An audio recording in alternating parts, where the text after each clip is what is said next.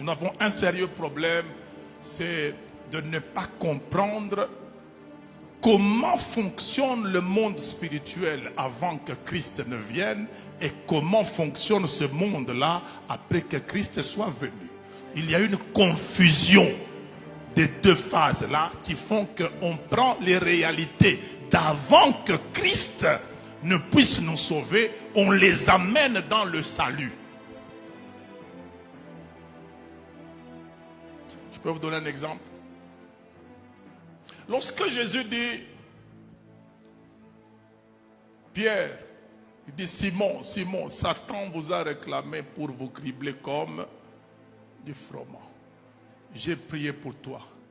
Jésus était déjà mort et ressuscité ou bien il n'était pas encore mort? Il n'était pas encore mort. Avant que Jésus ne meure, Satan avait accès au ciel. Vous comprenez? Cet épisode-là se passe pendant que Jésus est encore en vie, il n'est pas encore mort. Le ciel est accessible à Satan.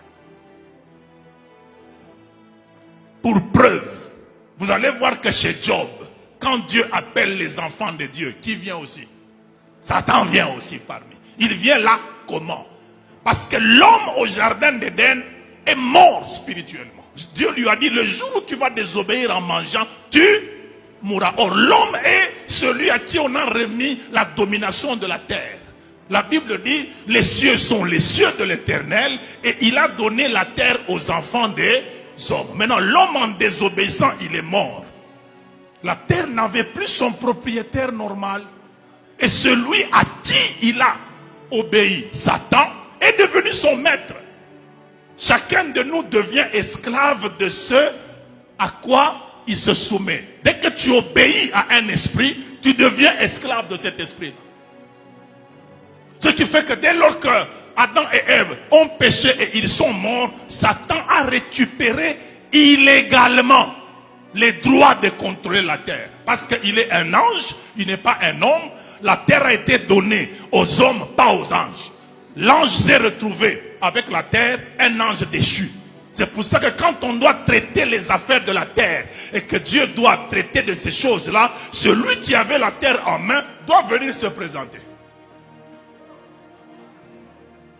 Nous commençons à comprendre. Hein? C'est ça qui fait que quand vous lisez Zacharie chapitre 3, il va accuser Zacharie. Quand vous lisez dans le livre des rois, il y a Michée qui va dans une